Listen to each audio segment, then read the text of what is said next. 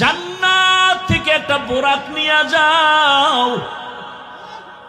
জান্নাত থেকে একটা বোরাক সুন্দর করে সাজাইয়া রহমতের নবীর ঘরের দরজায় নিয়ে হাজির হয়ে যাও। হোয়া হুকুম জিবরাইল কো यूं शिताब बुराक एक जन्नत से कर इंतखाब सजा उसको ज़ेवर से तू ताबपा फिर उसको तू काबा में लेकर के जा। আল্লাহর অর্ডার হয়ে গেল। আমার রসুলকে এখন কাছে বসায় কথা বলবেন। বোরাক নিয়ে জিবরাইল হাজির। রাতের বেলা এমন রাত নবীও ঘুমায়। মক্কা নগরীর পার্শ্বে হাতিমে কাবা। জিবরাইল আমিন বোরাকটা বাইতুল্লাহর পার্শ্বে রাখিয়া এইবার তিনি চলে গেলেন আমার রসুলকে ঘুম থেকে সজাগ করার জন্য। নবী ঘুমান্ত অবস্থায় আছেন, রাতের গভীর। নবী কোথায় ঘুমাচ্ছেন? এই ক্ষেত্রে তিনটা মতামত পাওয়া যায়। কেউ বলেন নবী হাতিমে কাবায় ঘুমাচ্ছেন, কেউ বলে নবী শিয়াবে আবু তালিবের মধ্যে ঘুমান, কেউ বলেন নবী তার চাচাতো বোন উম্মে হানির ঘরের মধ্যে ঘুমাচ্ছেন। তিনটাই সহিহ। উম্মে হানির ঘর হলো শিয়াবে আবু তালিবের মাঝখানে। জিবরাইল আমিন নবী তো ঘুমান।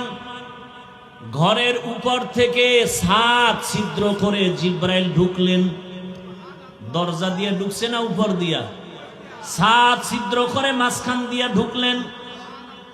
জিবরাইল আমিনের 600 নূরের পাখা।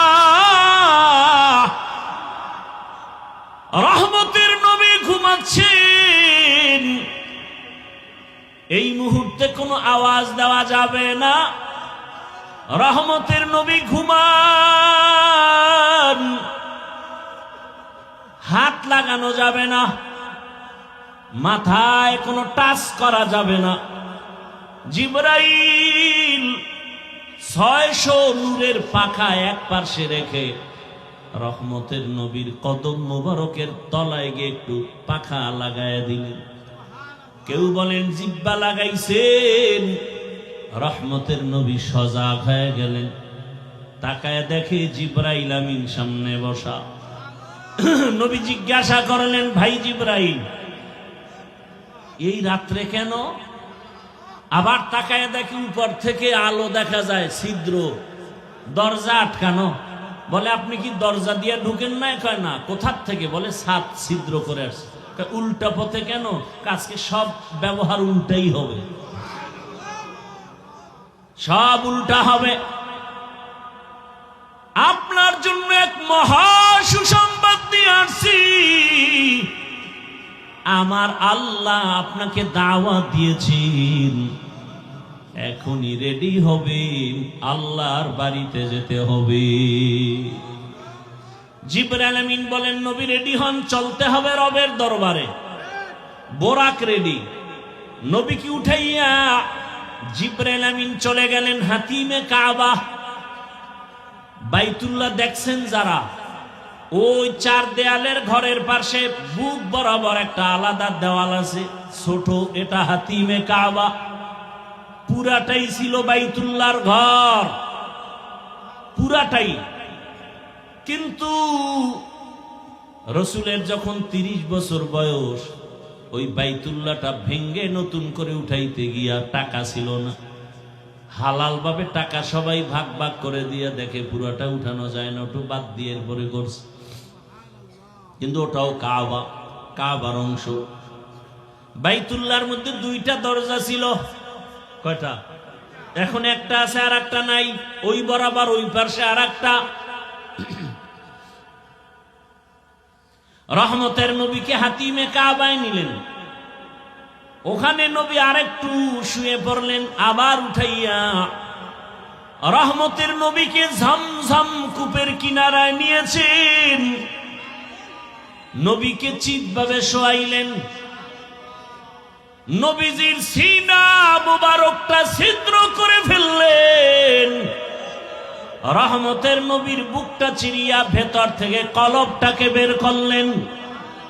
স্বর্ণের পেয়ালার ভেতরে রাখলেন। ঝমঝমের পানি দিয়া ধুইলেন। নবী বলেন, আমি তাকায় তাকায় দেখতেছি, ওখানে জিবরাইল দাঁড়ানো, ওখানে মিকাইল দাঁড়ানো, আমার ডানে 70,000 রহমতের ফেরেশতা দাঁড়ানো, আমার বামে 70,000 রহমতের ফেরেশতা দাঁড়ানো, সামনে রহমতের 70,000 ফেরেশতা দাঁড়ানো, পেছনে 70,000 রহমতের ফেরেশতা দাঁড়ানো। আমি দেখতেছি আমার বুকটা সিরিয়া কলবটাকে বের করে স্বর্ণের পেয়ালায় রাখলেন, আর জমজমের পানি দিয়ে আবার কলবটাকে ধুইলে, এরপরে আবার ভেতরে দিয়া আবার হালকা চাপ দিলে আবার ভালো হয়ে গেল। আমার সেলাই লাগলো না, রক্ত গেল না, ব্যথাও পেলাম না। জিবরাইল কয়, জমজম পানি দিয়ে এবার অজু বানাইয়া নেন। অজু বানাইয়া রেডি হয়ে যান।